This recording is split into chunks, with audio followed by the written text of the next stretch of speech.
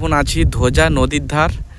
তো এখানটায় দেখতে পাচ্ছ সামনে একটা কালী মন্দির আছে আর পাশেই শ্মশান।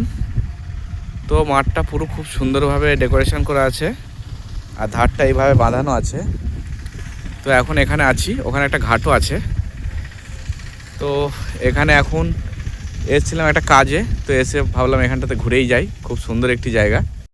তো কি বলবো বন্ধুরা, এত ঠান্ডা বাতাস বইছে, কাঁপুনি দিয়ে দিচ্ছে পুরো।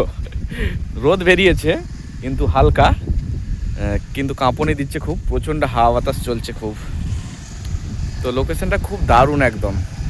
তো মনে হয় যেন এখানটায় শুয়ে পড়ে একটা ভিডিও বানায়। তো এত সুন্দর জায়গা না আসলে ভাবতেই পারবে না যে কতটা সুন্দর এই জায়গাটা। পুরো নদীর ধার ঘেঁষে কত সুন্দরভাবে করা আছে, পুরো একদম বাঁধানো আছে আর কি। তো এটা হচ্ছে অ্যাকচুয়ালি শ্মশান পুরোটাই, আর ওখানে একটা কালী মন্দির আছে।